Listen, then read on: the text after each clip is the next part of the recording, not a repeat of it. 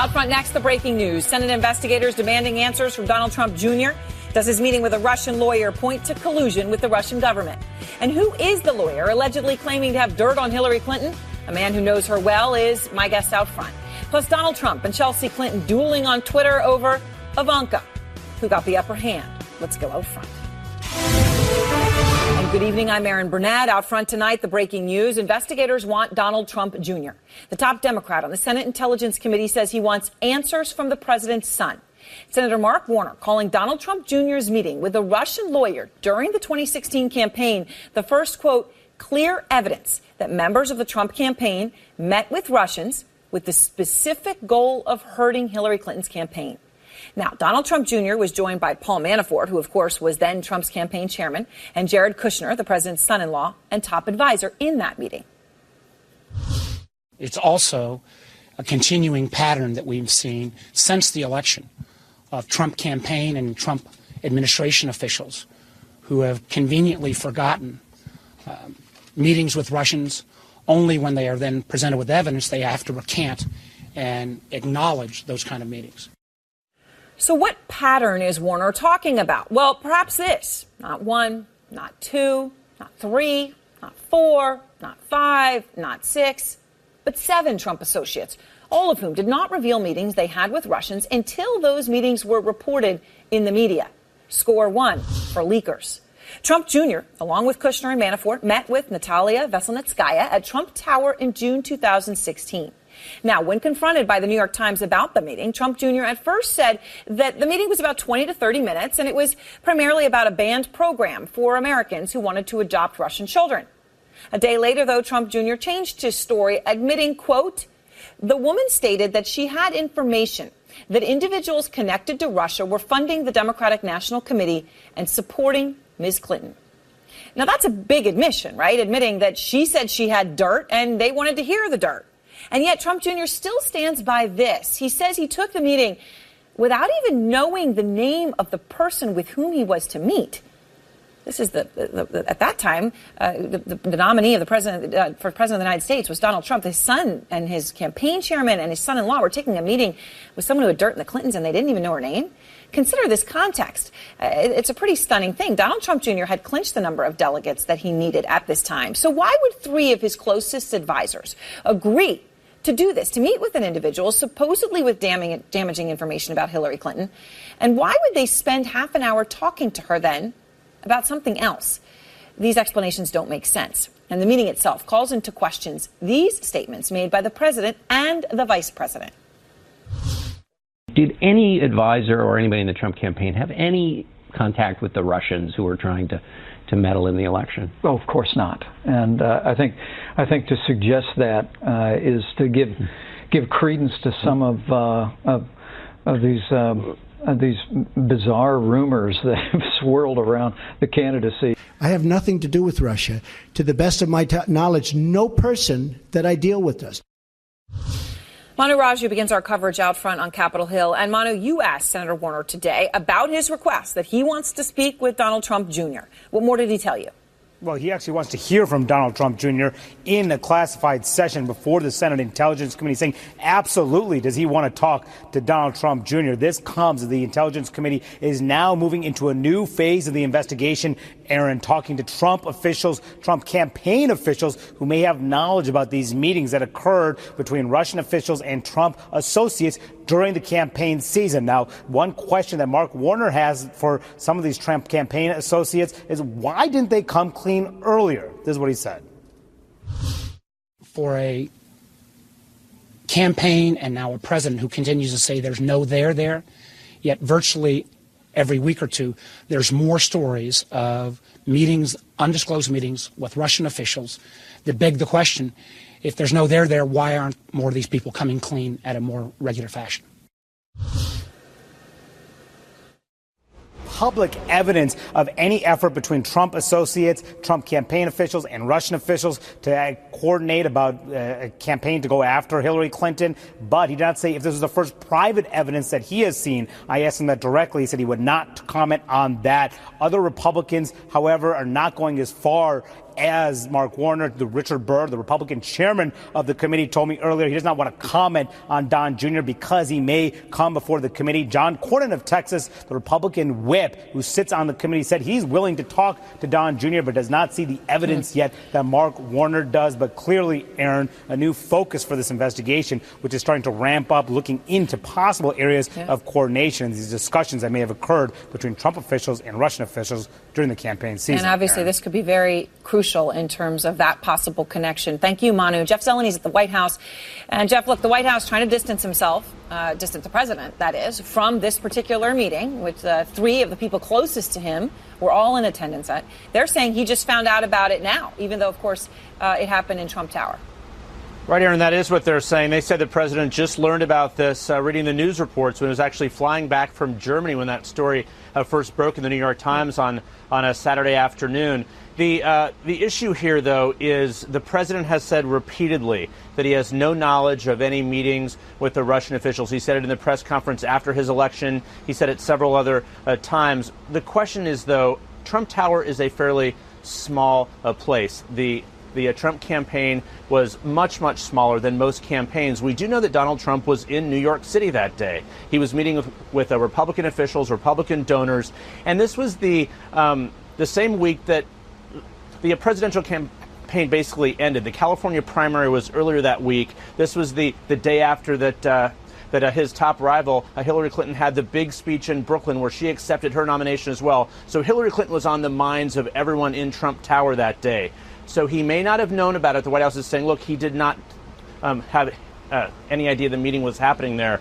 But this, for the first time, is a suggestion that there was a meeting during the campaign. And, Aaron, it is causing some consternation here at the White House because they thought they had sort of turned the corner and the investigation was going to happen. They could focus on their agenda. That is not what's happening. Again, these questions are dominating the White House. And the question is, has anyone called for a full accounting of all the meetings? Sarah Huckabee Sanders said she did not know if anyone had asked if there were any more meetings at all besides this one.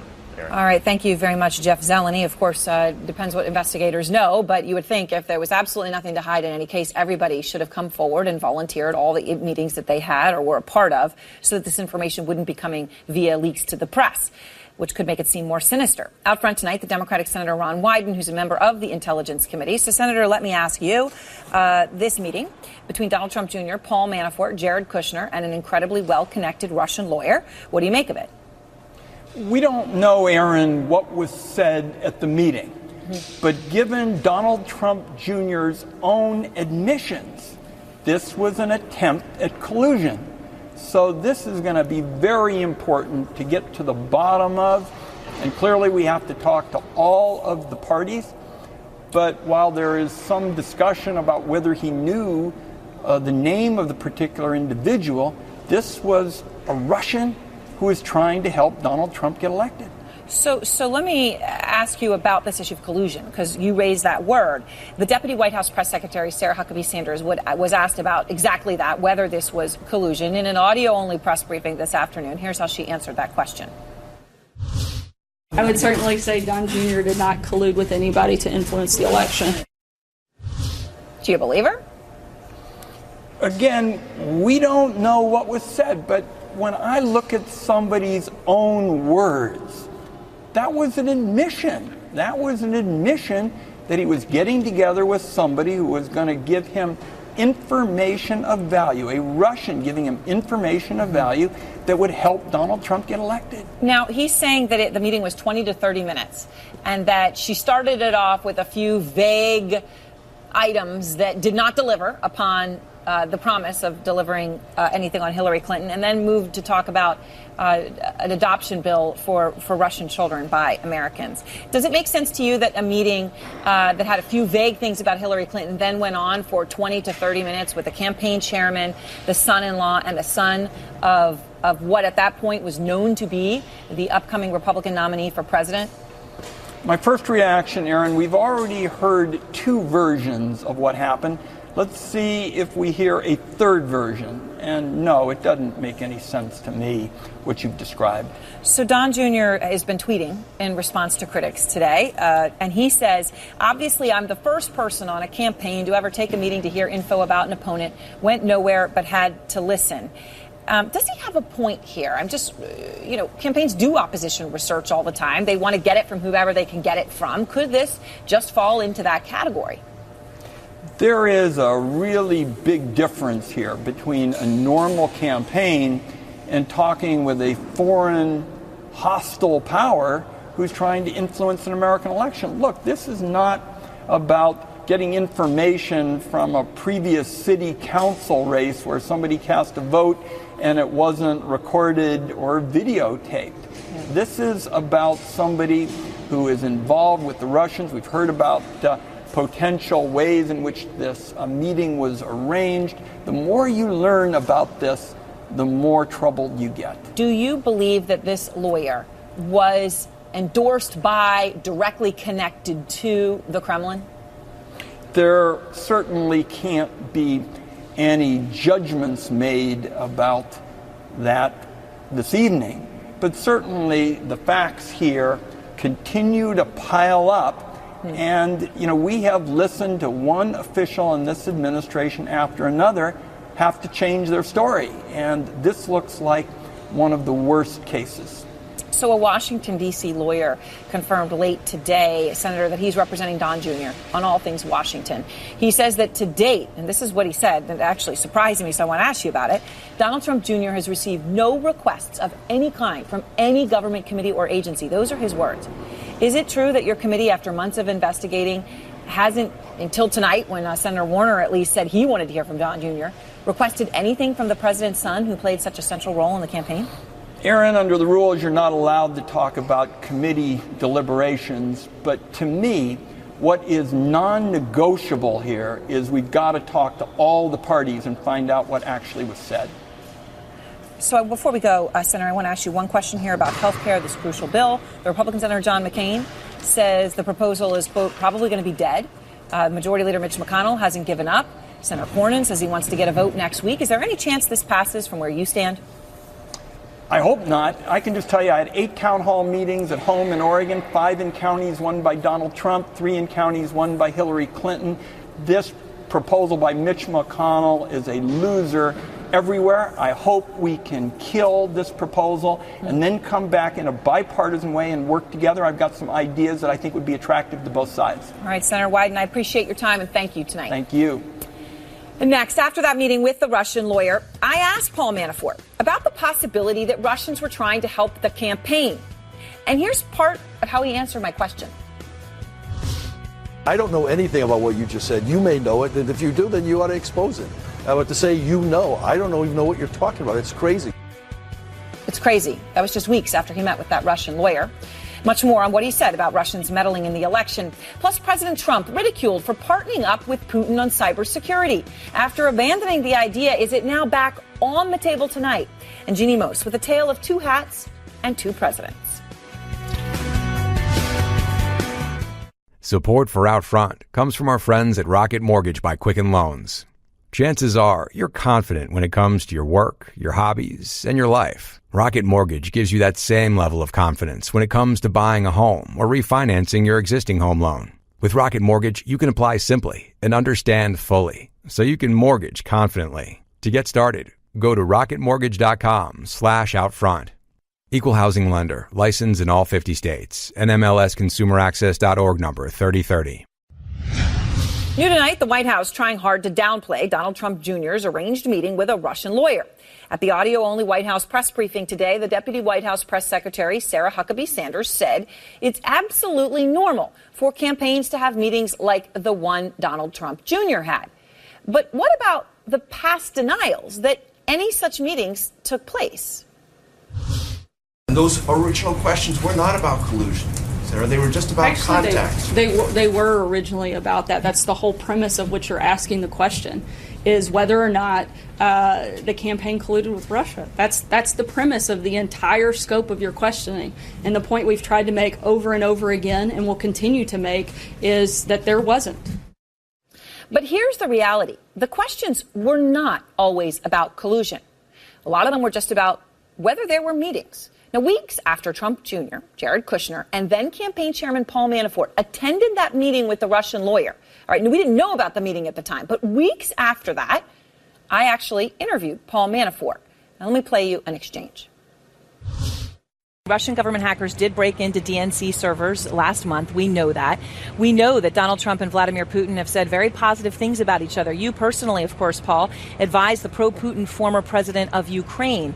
Why is it so far-fetched to blame the Russians and say that the motive was to help you? I mean, it's just absurd. I mean, Donald Trump is running for president of the United States. Donald Trump is talking about the failed leadership of the Obama administration. I don't know anything about what you just said. You may know it, and if you do, then you ought to expose it. But to say you know, I don't even know what you're talking about. It's crazy. The fact that we're having this conversation is the wrong conversation. The conversation we should be having is, what does Russia have from Hillary Clinton's server? That's the bigger issue. Mark Preston is out front, senior political analyst. Juliette Kayyem, former assistant secretary for DHS, and Paul Callan, our CNN legal analyst. So, Mark, I asked Paul Manafort, why is it so far-fetched to blame the Russians and say the motive was to help you? Again, weeks after he met with a Russian lawyer who proposed to help them. And he says, it's absurd. I don't know anything about what you said. You may know it. If you do, you ought to expose it. It's crazy. Look, he knew about the meeting. I didn't at the time. No one else did, but he sure knew, Mark.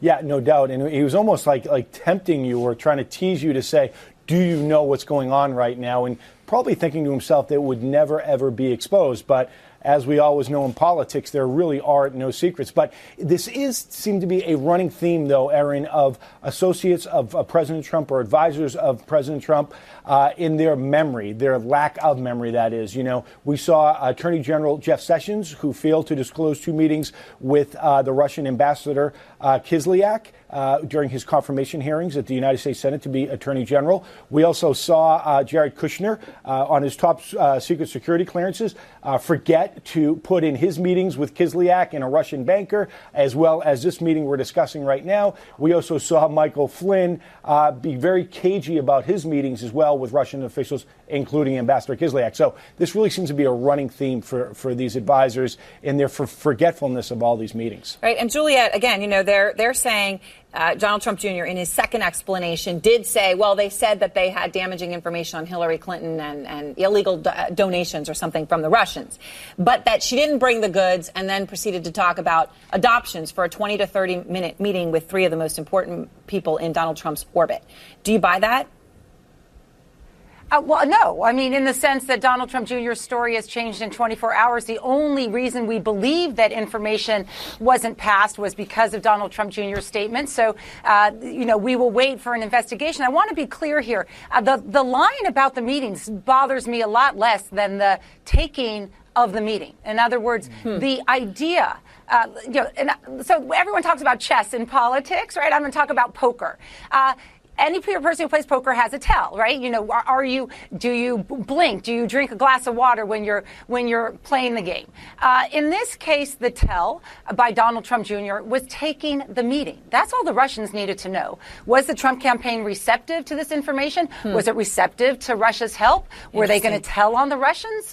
And so I think, you know, while the line is bothersome about the meetings themselves, he took the meeting. And one only can suspect that the Russians left that meeting saying they're game, right? We don't have to know all the details, but they took the meeting. So, Paul, you know, the meeting raises the question as to, well, is it illegal or not, right? Was it treason or was it not? Was it collusion? Richard Painter is the chief White House ethics lawyer for President George W. Bush. He says treason is a word to start talking about here. Here he is. We do not get our opposition research from spies. We do not collaborate with Russian spies unless we want to be accused of treason. Treason? No, it's not treason.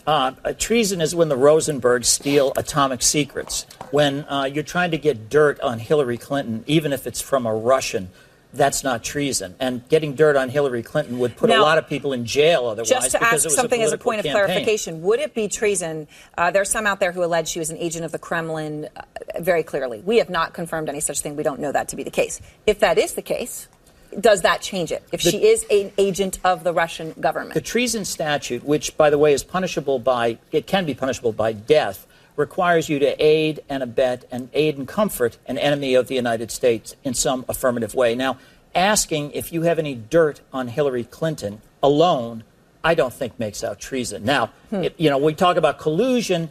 Yeah, it's not even collusion, but it could be the beginning of a collusion or conspiracy case if other evidence develops. But right now, we're looking at an act of dishonesty, of political stupidity, but not criminality. Juliet?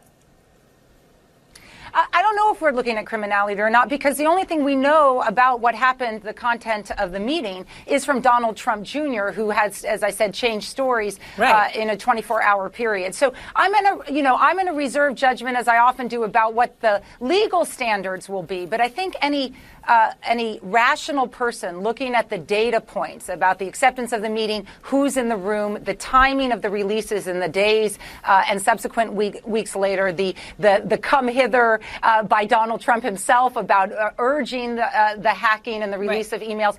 All of that is context. It's not a smoking gun. It's context. And again, Mark, I go back to that interview with Paul Manafort. At the least, what he was doing there was completely misleading, and some might use the word lying, right? He was directly asked, is it too far-fetched to imagine the Russians trying to help you against Hillary Clinton? And he laughed it off like it was absurd when he knew full well that at least this woman that he'd met with, who was Russian, was trying to do exactly that. Yeah, no doubt. I mean, and I'll go with you on the word lying, because there's no way that he forgot that meeting that occurred just 2 weeks earlier. This came at a time during the campaign, if we all remember, Paul Manafort had amassed an incredible amount of power. President Trump was looking at him to run the convention, which he did and did a good job of it. But when you have Jared Kushner and Paul Manafort in a meeting with the son of the soon-to-be presidential nominee, I mean, that's pretty telling. In the small confines of Trump Tower. Thank you all very much. And next, President Trump walks back his plan of creating a cybersecurity unit with the Russians after some serious backlash from members of his own party. But tonight, could it still happen?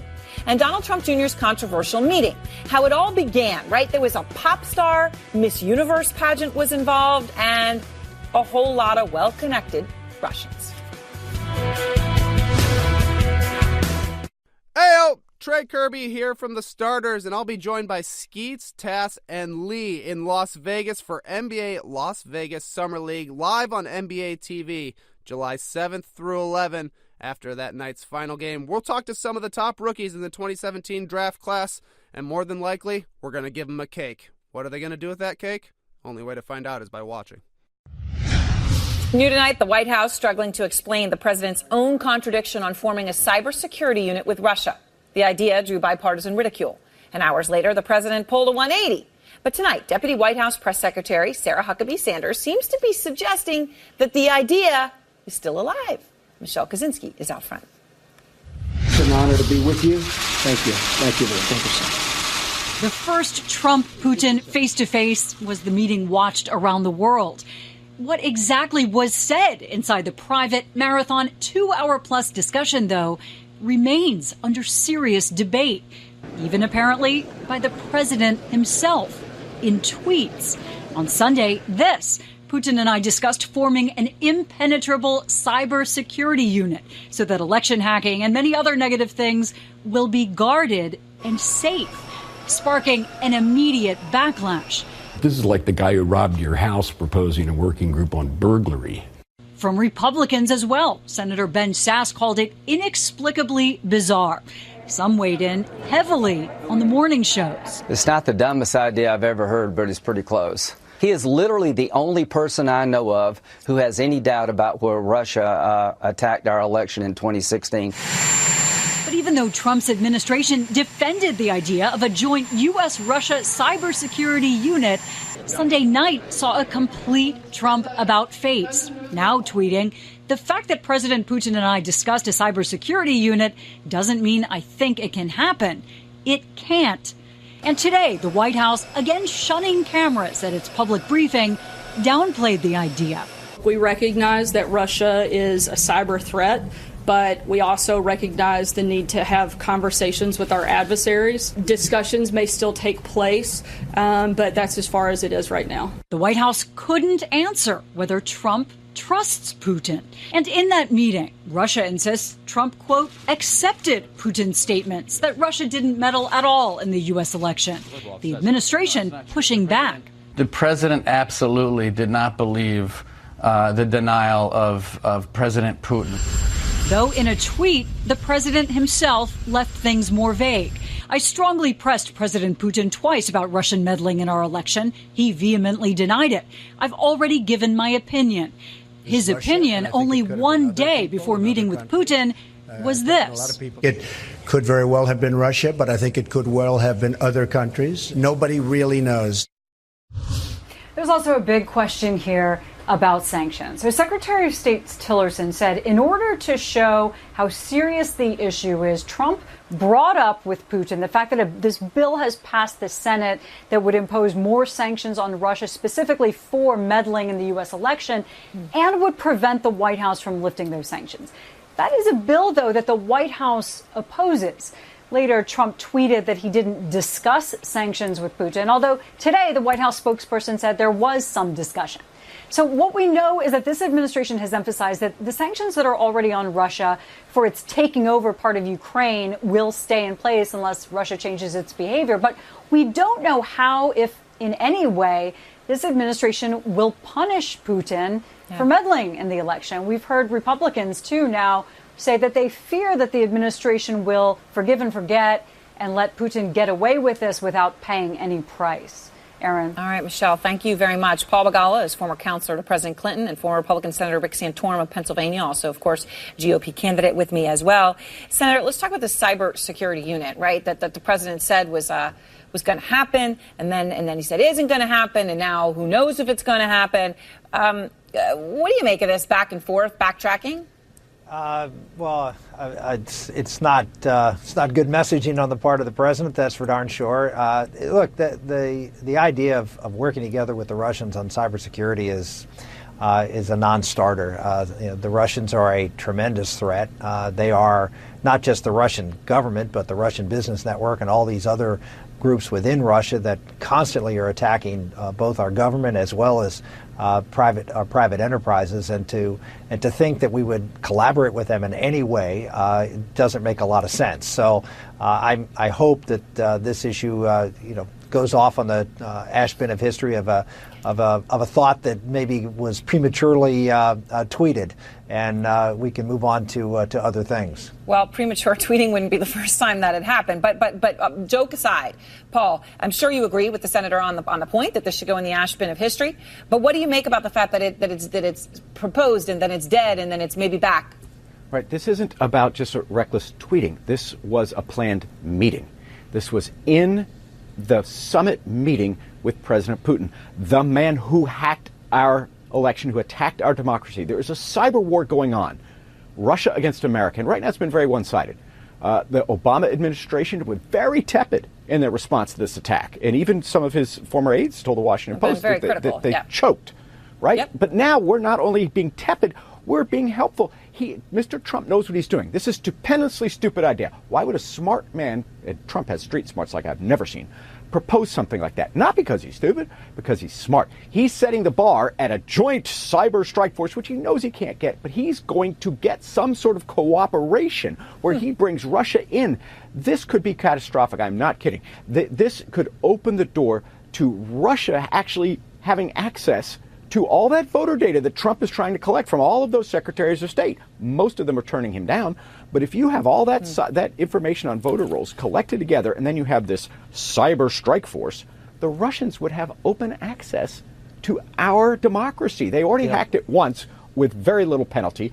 Now they look like we're inviting them to do it a second time. Well, Senator, this comes as, we've got this news of the meeting between Manafort, Kushner, Donald Trump Jr., and a Russian lawyer, right, where the Russian lawyer had promised some dirt on Hillary Clinton.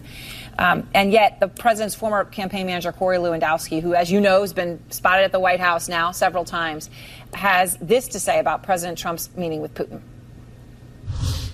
This is the type of president that takes a problem, delivers it directly to the person who has the solution for it, and pressed him very tough to find out if Russia had anything to do with the outcome of the U.S. election. And from what Vladimir Putin has said, the answer is no. The president has taken this issue directly to the president of Russia and raised it. So now I think the issue is officially dead. That's pretty frightening, Senator. Well, that's Corey Lewandowski. That's not the president speaking. And obviously, to expect the Russians to admit to anything is a little bit of a fairy tale. So, look, I think the fact is the president did bring it up to him. Vladimir Putin didn't tell the truth. I'm not surprised at that. Right. And that this issue is an issue that needs to be investigated. Look, to Paul's point, the idea that the president is going to go ahead and open up our cyber defenses or any kind of cyber activity to the Russians. You know, one of the things this president has done that I've been very impressed with is that he listens to to the people who are experts in the field and has done a tremendous job in learning from that and in many cases changing some of his opinions based upon the evidence that he gets presented. He has a great team around him on the national security front. I think they are going to make sure that our country is safe, and I know this president will listen to them and make sure that that's the case. So Paul, when the president tweeted after his meeting with Putin, quote, "It is time to move forward in working constructively with Russia." And Secretary of State Rex Tillerson said that the two presidents rightly focused on how do we move forward. Do they have a point? You know, I mean, no. there was a lot of scoffing at that, right? How could you move forward when the Russians are preparing the battlefield for more attacks, but at the same time you have to work with Russia on Syria and other things? North Korea. They must be punished. Stalin said, "I stab until I hit steel and then I withdraw." Putin is a Stalinist character. He understands strength and only strength. I think, as I said earlier, it's a fair criticism of the Obama administration, my own party, and I helped re-elect President Obama, that they did not punish Putin for this. Now we are not even punishing him, we're rewarding him. There has to be retribution, and it has to be strong. And the Senate, as you know, 98-2, passed tougher sanctions on Russia, and the White House is complaining about them, and the House so far has been stalling them. We have got to respond to this. It is not over. This was not a one-off deal. This was the Pearl Harbor. Now the war begins, and they are going to come after our elections again and again. This last time it was my party. Next time, Rick, it could be your party. We've got to stand united against this threat. Senator, before we go, I just want to ask you this about the other controversy out there, which may seem small, but it isn't, right? Because we're a democracy and we have elected leaders in all these positions. That President Trump, put Ivanka Trump into his seat in the G20 meeting when he left the room, right? There was a lot of brouhaha about that. And President Trump responded to the criticism, saying if Chelsea Clinton were asked to hold the seat for her mother, as her mother gave our country away, the fake news would say Chelsea for president. Chelsea Clinton then responded, saying it would never have occurred to my mother or my father to ask me. Right. What do you think, Senator? Was it smart for Donald Trump to weigh in, not only on the controversy about his daughter sitting in the seat, but to bring Hillary Clinton into it?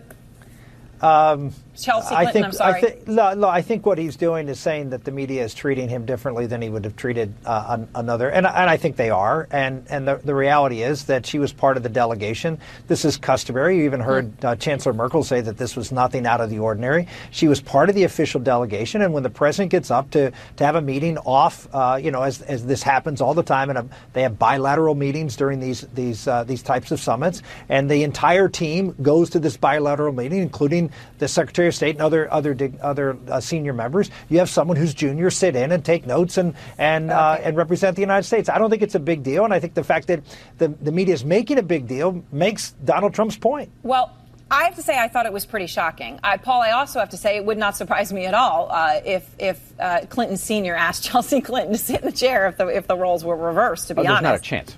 Not a chance? I've known that family 25 years. And by the way, Chelsea has a Ph.D. in international relations from Oxford, and there's not a chance in the world. Hillary never did it when she was Secretary of State. She went to a lot of big meetings. She didn't step aside and let her daughter step in.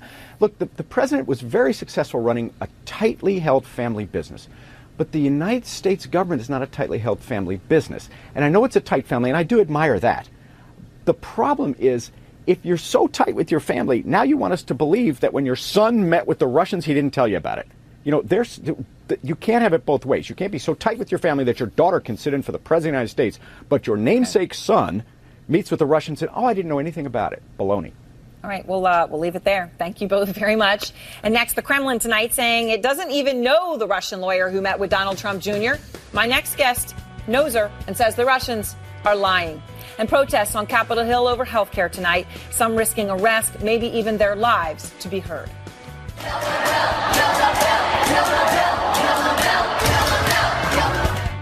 Heyo, Trey Kirby here, 1/4 of the starters, the biggest and best fourth, but at least that's my opinion. The rest is up to you. Don't forget to download our podcast, The Drop, every Friday, wherever you get your podcasts, or find us at nba.com/thestarters. Tonight, the Kremlin says it knows nothing about Russian lawyer Natalia Veselnitskaya and her meeting with Donald Trump Jr. Now, this is despite the fact that she has spent years of fighting a law that Vladimir Putin opposes. Alex Marquardt is out front. It was an introduction from a music agent that put lawyer Natalia Veselnitskaya across the table from the future president's son and top campaign officials. The agent, Rob Goldstone, was in the meeting and said in a statement today that Veselnitskaya, quote, had apparently stated that she had some information regarding illegal campaign contributions to the DNC, which she believed Mr. Trump Jr. might find important. At the meeting, the Russian attorney presented a few very general remarks regarding campaign funding and then quickly turned the topic to that of the Magnitsky Act and the banned U.S. adoption of Russian children, at which point the meeting was halted by Don Jr. and we left. Veselnitskaya was in the U.S. at the time of the meeting as part of her dogged campaign to fight the American Magnitsky Act, which now blacklists dozens of suspected Russian human rights abusers. It was named for a Russian lawyer who died mysteriously in prison after uncovering $230 million of fraud by Russian officials. American businessman Bill Browder was Magnitsky's boss. She has effectively become the proxy for the Russian government in the United States for trying to repeal a piece of legislation, sanctions legislation, which Putin finds probably the most personally offensive of anything that's come out of the West in the last 10 years. The Kremlin was so outraged it banned adoptions of Russian children by Americans. It has denied any association with Veselnitskaya, President Putin's spokesman telling CNN, "We don't know who that is, and obviously we can't monitor all meetings Russian lawyers hold, both in Russia and abroad." Veselnitskaya got the meeting through the music agent, Rob Goldstone, who has been involved with the Trump's Miss Universe pageant, famously held in Moscow in 2013. It was one of Goldstone's clients, Russian pop star Emin Agalarov, who requested the meeting on behalf of Veselnitskaya. Agalarov has hung out with President Trump, who once wished him a happy birthday. Happy 35th birthday. Emin, wake up. And even appeared in one of his music videos. I'm really tired of you. You're fired. And the lawyer Veselnitskaya has responded since news of this meeting broke. She said in a statement to the New York Times that nothing at all about the presidential campaign was discussed, that she never acted on behalf of the Russian government or discussed any of these matters with them. Now, Aaron, whatever her ties are to the Kremlin, though, it's clear that through her efforts to destroy the Magnitsky Act, that their interests are certainly aligned. Aaron. All right. Thank you very much, Alex. And I want to go now to William Browder. You just saw him briefly in Alex's piece. Longtime Russia critic has been declared a threat to Russia's national security by authorities there. As you saw, he was Sergei Magnitsky's boss. Good to talk to you again, Bill. Let me just ask you this. The Kremlin denies knowing Veselnitskaya. CNN hasn't confirmed she has any links to the Kremlin. You just heard, of course, she denies any links. What makes you believe that she was acting as a proxy for Vladimir Putin and the Russian government? Well, first of all, anytime the Kremlin denies something, you should always assume that they're lying because they do so on a regular basis. But in her case, that we have all sorts of evidence that she was acting on behalf of the Russian government, starting with the fact that the general prosecutor of Russia wrote a huge, long editorial in the Russian newspaper Kommersant, specifically talking about all of the activities of Veselnitskaya in the United States and talking about how important they were in terms of their policies.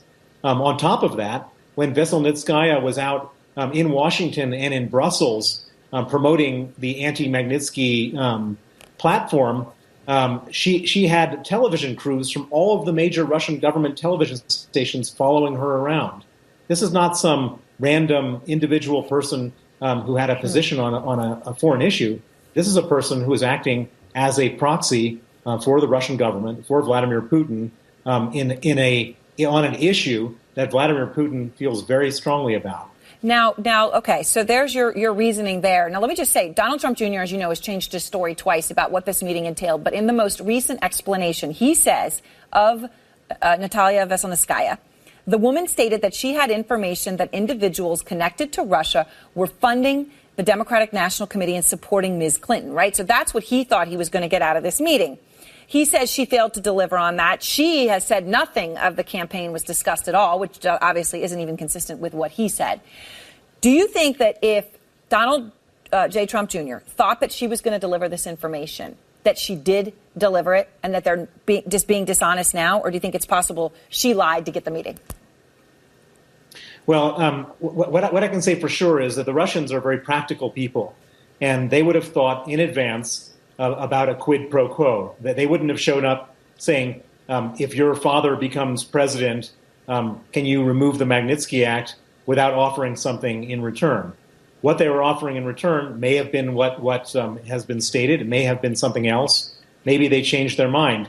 But I can absolutely assure you that she went in with a deal. What her deal was, we may never know. But there was something. You're saying she didn't just go in and talk about Russian adoption with some vague something at the top of the meeting. She had something.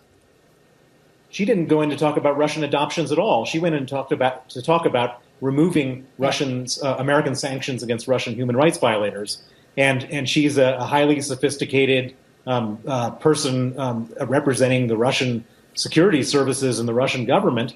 She would have been in there talking with some deal, because these people understand that the Americans aren't just going to remove sanctions unless there's something being offered in return.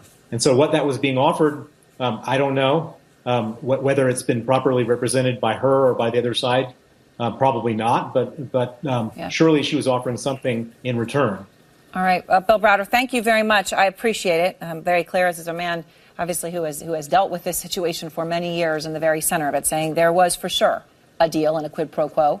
Our other top story in Washington tonight is health care. Capitol Police say they have arrested 80 demonstrators after protesting GOP efforts to repeal and replace Obamacare. Take a look at this man. He was removed from Senator Ted Cruz's office.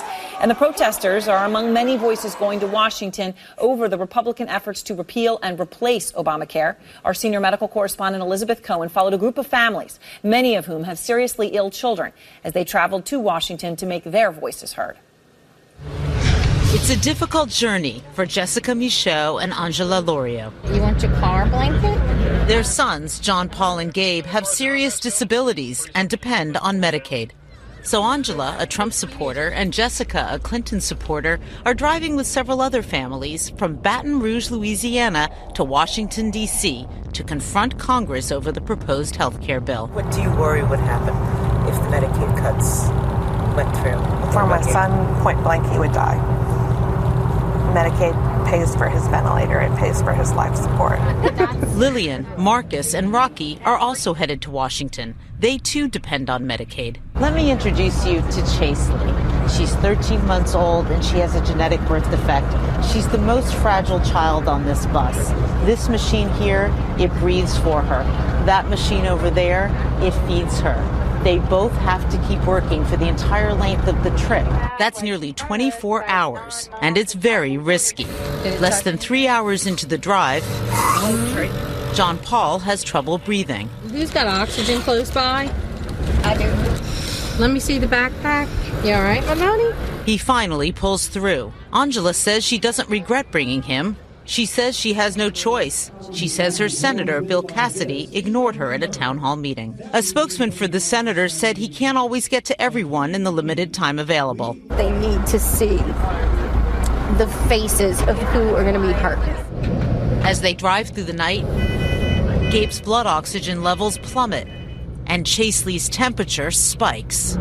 As dawn breaks and they prepare to arrive in Washington, Jessica is exhausted. You've sat on this bus and watched 3 children, 3 little, very sick children have some serious episodes. Is it still worth it? It's worth it. To not have to bury Gabe is worth it. To not have to bury anyone else on this bus, it's worth it. Less than 24 hours after arriving in D.C., Chaseley gets a fever again on Monday morning, 102.5 degrees.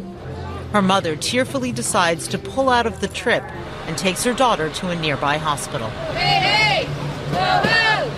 Medicaid cuts have got to go! The rest of the group heads to the Republican National Committee headquarters. If these cuts happen, if a cap is put on, kids and adults with disabilities will die.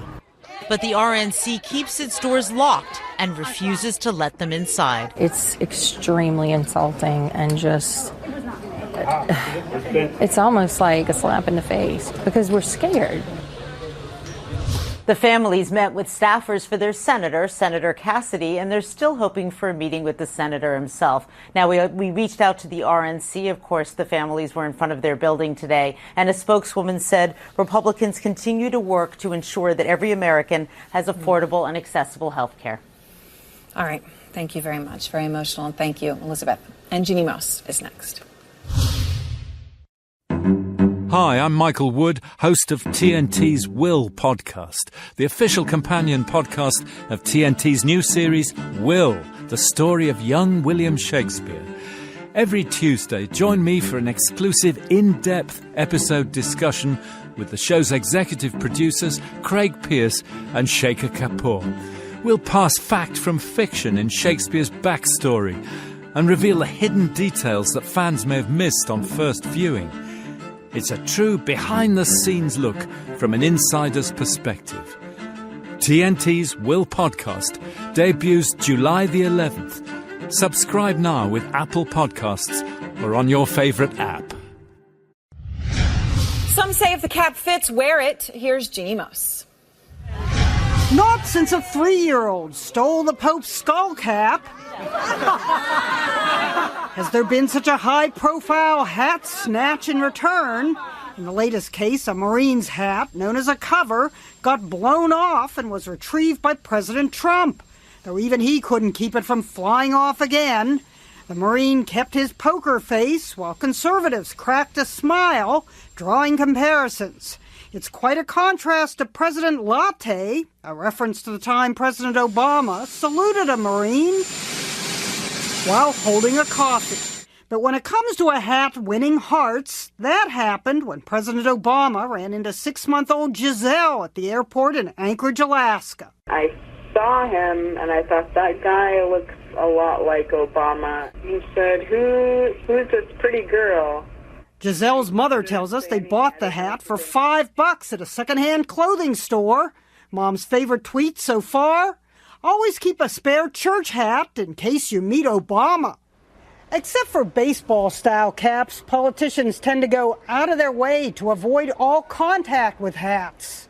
Notice how President Obama admired the football helmet Navy gave him. Pretty sharp, huh? But declined to put it on. Here's the general rule. You don't put stuff on your head if you're president. Except that one time at a summit with tribal leaders. The hat lasted a mere 10 seconds before Obama tipped it off. And who can say no to Girl Scouts? The president ended up wearing a tiara. And there was that poncho former President Bush got tangled up in. Is that the first time? Yeah. It's first time putting a poncho on. It looks like it, that's for sure.